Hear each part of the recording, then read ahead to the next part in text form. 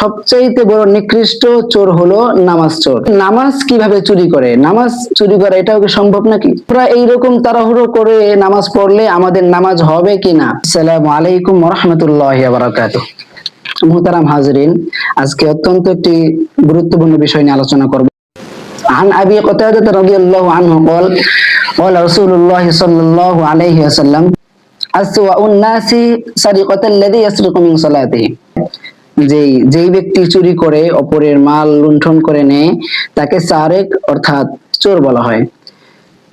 মুহতারাম হাজিরিন, এখন এই যেই ব্যক্তি চোর, যে চুরি করলো, তার হুকুম কি? ওই ব্যক্তির হুকুম হলো 3 দিরহাম পরিমাণ চুরি করলে, অথবা অন্য ইমামদের মতামত হলো যদি 10 দিরহাম পরিমাণ চুরি করে তাহলে তার হাত কাটার হুকুম রয়েছে। মুহতারাম হাজিরিন, তাহলে এই যে চুরি করলো তাকে শরীয়তের পরিভাষায় সারিক বলা হয়। আর নবী করিম সাল্লাল্লাহু আলাইহি ওয়াসাল্লাম বলেছেন যে সবচাইতে বড় চোর হলো, সবচাইতে বড় নিকৃষ্ট চোর হলো নামাজ চোর। মুহতারাম হাজিরিন, এই আলোচনা যখন নবী করিম সাল্লাল্লাহু আলাইহি ওয়াসাল্লাম সাহাবীদেরকে নিয়ে আলোচনা করেছেন, তো সাহাবে আজমাইনগণ প্রশ্ন করেছেন, ক্বালু ইয়া রাসূলুল্লাহ কাইফা ইয়াসরিকু মিন সালাতিহি। ও আল্লাহর রাসূল, একজন ব্যক্তি নামাজ কিভাবে চুরি করে? নামাজ চুরি করা এটাও কি সম্ভব নাকি? নবী করিম সাল্লাল্লাহু আলাইহি ওয়াসাল্লাম বললেন, ক্বালা লা ইউতিম্মু রুকুআহা ওয়ালা সুজুদাহা।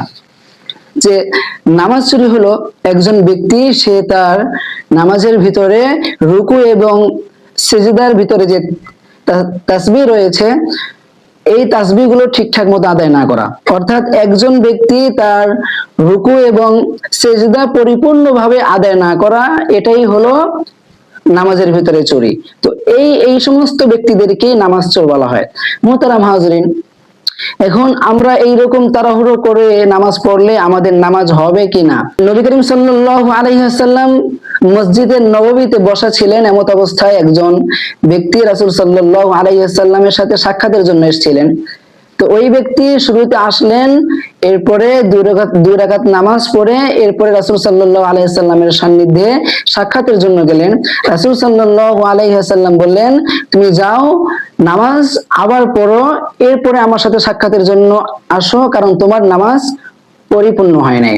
এরপরে ওই লোকটি আবার পুনরায় নামাজ পড়তে গেল।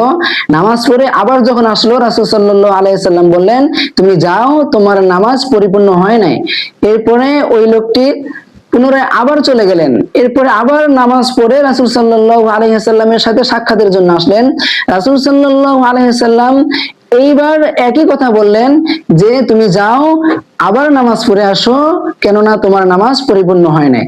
নবী করিম সাল্লাল্লাহু আলাইহি ওয়াসাল্লাম যেহেতু বলেছেন যে তুমি আবার যাও, কেননা তোমার নামাজ পরিপূর্ণ হয় নাই, তো রাসূল সাল্লাল্লাহু আলাইহি ওয়াসাল্লামের এই বক্তব্য দ্বারা এতটুকু স্পষ্ট হয়ে গিয়েছে যে তাড়াহুড়ো করে নামাজ যদি কোনো ব্যক্তি পড়ে তাহলে তার নামাজ হবে না। এই কথার দ্বারা এতটুকু পরিপূর্ণ স্পষ্ট হওয়া যায় যে কোনো ব্যক্তি যদি তাড়াহুড়ো করে নামাজ পড়ে, নামাজের রুকু, নামাজের সাজদা, নামাজের কওমা, নামাজের জলসা যদি ঠিকঠাক মতো পালন না করে তাহলে ওই ব্যক্তির নামাজ পরিপূর্ণ হবে না। মুহতারাম হাজিরিন, আমরা আমাদের ব্যবসা বাণিজ্য, আমরা আমাদের চাকরি বাকরির মাঝখানেও সময় বের করে এরপরে আমরা মসজিদে যাই, নামাজ পড়তে যাই, নামাজ পড়ি, তবে একটু সময় বাঁচাতে গিয়ে আমাদের জলসা, আমাদের কওমা, আমাদের রুকুগুলো, আমাদের সাজদাগুলো সঠিকভাবে পালন হয় না। এর ফলে আমাদের নামাজ কবুল হয় না। আল্লাহ রাব্বুল আলামিন যেন আমাদের সকলকে সহিহ শুদ্ধভাবে খুশু খুজুর সাথে 5 ওয়াক্ত নামাজ করতে পারি সেই তৌফিক দান করেন। ওয়া মা আলাইনা ইল্লাল বালাগ। আসসালামু আলাইকুম ওয়া রাহমাতুল্লাহ।